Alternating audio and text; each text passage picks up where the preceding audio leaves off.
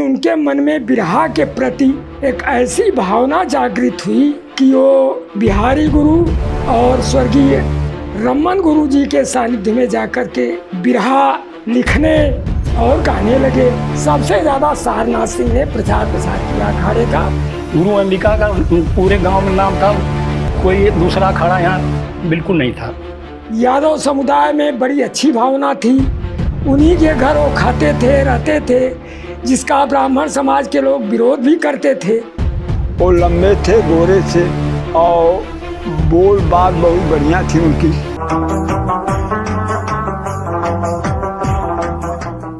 इस वीडियो के प्रायोजक हैं सत्यनारायण सिंह यादव, पुत्र स्वर्गीय रामबहाल सिंह यादव, संस्थापक और सहायक अध्यापक आदर्श इंटर कॉलेज रेहारी पतरही जौनपुर, भूतपूर्व सैनिक और आध्यात्मिक, ग्राम आह्लादपुर, पोस्ट बहेरी, जिला गाजीपुर। बनारस जिले में गुरु बिहारी के जिन 5 शिष्यों के अखाड़े अभी भी चल रहे हैं, उनमें एक महत्वपूर्ण नाम है अंबिका तिवारी का अखाड़ा।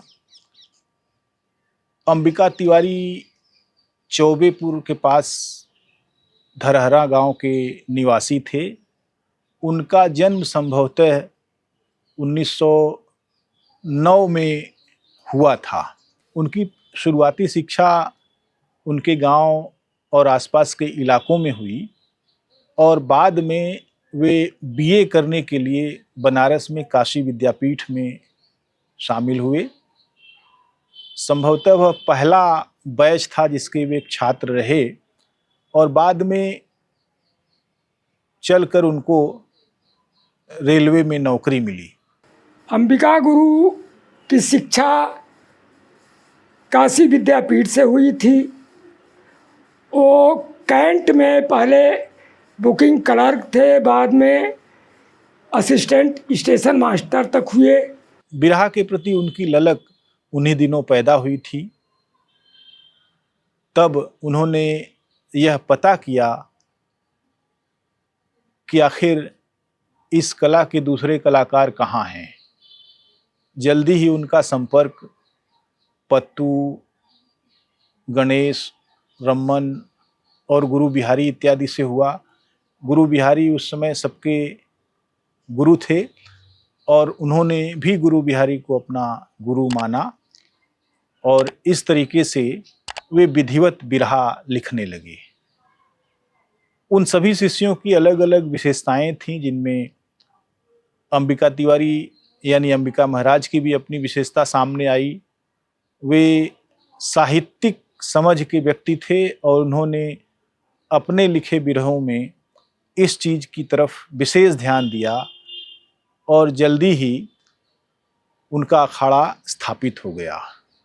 उनके मन में बिरहा के प्रति एक ऐसी भावना जागृत हुई कि वो बिहारी गुरु और स्वर्गीय रमन गुरु जी के सानिध्य में जाकर के बिरहा लिखने और गाने लगे। हमारे अखाड़े में शुरू से ही साहित्य की बाहुल्यता थी और जो भी कवि हुए हमसे पूर्व, वो लोग इसको मुख्य रूप से साहित्य को अपनाए, साहित्य को ही अपना धरोहर समझ करके बिरहा में कठिन से कठिन हिंदी के शब्दों का प्रयोग किए। वैसे तो उर्दू में भी लिखे हैं, इंग्लिश में भी लिखे हैं और प्रत्यक्ष और परोक्ष दोनों रूप से दार्शनिक भाव को प्रस्तुत करके दर्शाते थे, जो लोगों के हृदय को छूता था और विद्वत जन उनको समझ करके काफ़ी प्रशंसा करते थे।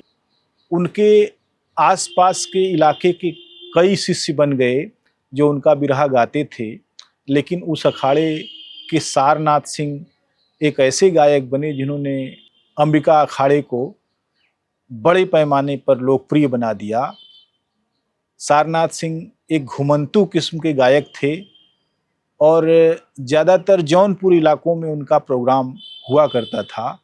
सबसे ज़्यादा सारनाथ सिंह ने प्रचार प्रसार किया अखाड़े का। सारनाथ सिंह के मुकाबले में कितना लोग बारात में सिद्धा पिसान हड़िया लेकर के भाग जाते थे, जिनको आज लोग बहुत पॉपुलर बताते हैं।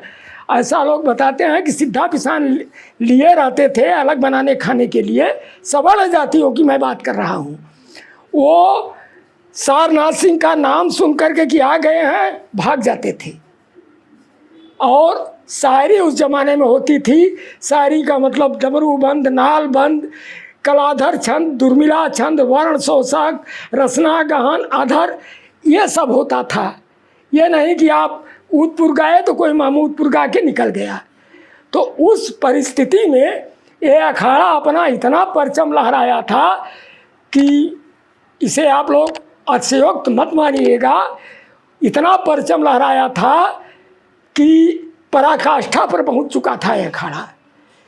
भौगोलिक रूप से अंबिका महाराज भी जौनपुर के इलाके में ही ज़्यादा लोकप्रिय हुए और उन्हीं इलाकों में उनके बहुत सारे शिष्य पैदा हुए।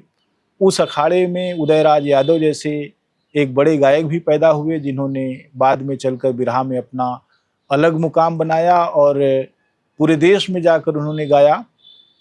अंबिका महाराज के पौत्र हनुमान त्रिपाठी पेशे से एक शिक्षक हैं और अब वे इस अखाड़े को संचालित कर रहे हैं। लेकिन उनके अखाड़े में कई और भी लोग हो गए हैं जिन्होंने अपने अपने स्तर पर गुरुबाजी, गुरु पूजा इत्यादि का चलन शुरू किया है और वे मानते हैं कि शायद वे अखाड़े के मुखिया हैं। लेकिन अधिकृत रूप से अंबिका तिवारी के पौत्र हनुमान त्रिपाठी उस अखाड़े के बनारस के मुखिया हैं। अखाड़े के प्रति जिसको अगाध प्रेम और अपार श्रद्धा है, उनके अंदर ये भावना नहीं है। लेकिन कुछ हर अखाड़े में, हमारे अखाड़े में भी ओभर महत्वाकांक्षा रखने वाले हैं, जो जिनकी सोच गलत है, सोचते हैं कि हम ही रहें, हमारे ही बस में सब लोग रहें। यही एक बहुत बड़ी कमजोरी है। गुरु अंबिका का पूरे गांव में नाम था, कोई दूसरा अखाड़ा यहाँ बिल्कुल नहीं था। आज भी नहीं है। हम लोग के थाई होने से थाई है। अंबिका तिवारी ने 50 वर्ष की उम्र ही पाई और 1959 में उनका देहांत हो गया। लेकिन अपने जीवन काल में उन्होंने अपने अखाड़े को उस मुकाम तक पहुंचा दिया था कि बाद में वह आगे बढ़ सके और वह बढ़ा भी। जब अंबिका तिवारी के घर के लोगों को यह पता लगा कि हमारा लड़का बिरहा सुनता है और बिरहा न केवल सीखता है बल्कि गाता भी है, तब उनके पिता ने उनकी काफ़ी लानत मलामत की। कथित तौर पर उनकी पिटाई भी की गई और उनको चारपाई से बांध भी दिया गया ताकि वह अपने गुरु के पास न जाए। कुछ लोगों का कहना है कि वे इस बात से चिढ़े हुए थे कि एक बाभन का गुरु एक अहिर कैसे हो सकता है।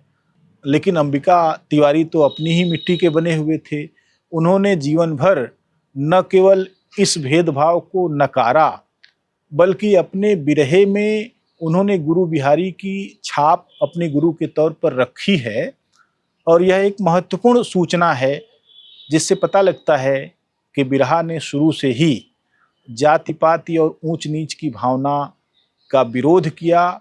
घर वालों को जब पता लगता था कि वो नौकरी पर नहीं गए हैं तो उनको डांट पड़ती थी, लेकिन वो माने नहीं। जो उनको लगन लगी थी उसमें वो एकदम तल्लीन हो गए, यहाँ तक कि उनको घर से निकाल दिया गया। उनको तमाम यातनाएं दी गईं। उनके छाती पर जांत का पत्थर रखा गया था। हमारे घर के पीछे एक दरवाज़ा है, उसी से वो चोरी से आते थे और उनकी माताजी उनको खिला देती थी, जैसा कि मैंने सुना है उनके छोटे भाई से। और वो नौकरी भी बिरहा के चलते छोड़ दिए। गांव में उनके प्रति यादव समुदाय में बड़ी अच्छी भावना थी। उन्हीं के घर वो खाते थे, रहते थे, जिसका ब्राह्मण समाज के लोग विरोध भी करते थे। उनके पिताजी को उलाहना भी देते थे कि आप इतने बड़े विद्वान बनते हैं, आपका लड़का जा कर के यादवों के घर खा रहा है। मैंने उस ज़माने में कुछ ऐसा, आज की बात नहीं थी, कुछ ऐसा था कि लोग उस व्यक्ति को हीन भावना से देखने लगते थे जो कि यादव समाज में जा कर के रहना खाना ब्राह्मण हो कर के। लेकिन उनको कितना भी टार्चर किया गया उसको छोड़े नहीं। हम अंबिका महाराज के बालेपन में हम थे तब उनको देखे थे। वो लंबे थे, गोरे थे और बोल बात बहुत बढ़िया थी उनकी।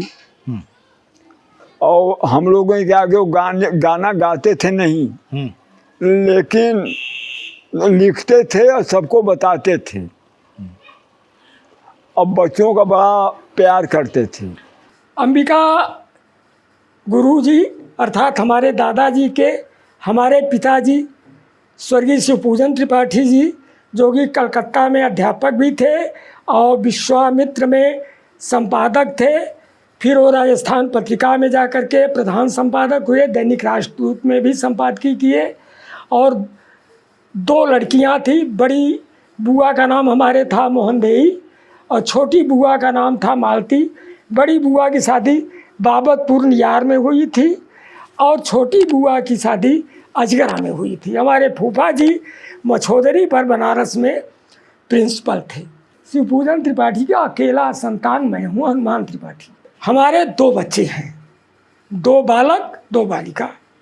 अलग अलग सामाजिक पृष्ठभूमि से आने वाले लोगों ने अलग तरीके से उसके व्याकरण को समृद्ध किया और उसे एक मुकाम तक पहुंचाया। इनमें अंबिका महाराज का भी एक महत्वपूर्ण योगदान है। बिरहा के बाकी अखाड़ों के बारे में हम जल्दी ही कार्यक्रम बनाएंगे। अगर आपने इस चैनल को अब तक सब्सक्राइब नहीं किया है तो कृपया सब्सक्राइब कर लें, अपने मित्रों को भी प्रेरित करें और इसे ज्वाइन करें तथा यथासंभव आर्थिक सहयोग भी करें ताकि हम इस काम को लगातार अच्छी तरह करते रहें। नमस्कार। इस वीडियो के प्रायोजक थे सत्यनारायण सिंह यादव, पुत्र स्वर्गीय रामबहाल सिंह यादव, संस्थापक और सहायक अध्यापक आदर्श इंटर कॉलेज रेहारी पतरही जौनपुर, भूतपूर्व सैनिक और आध्यात्मिक, ग्राम अहलादपुर, पोस्ट बहेरी, जिला गाजीपुर।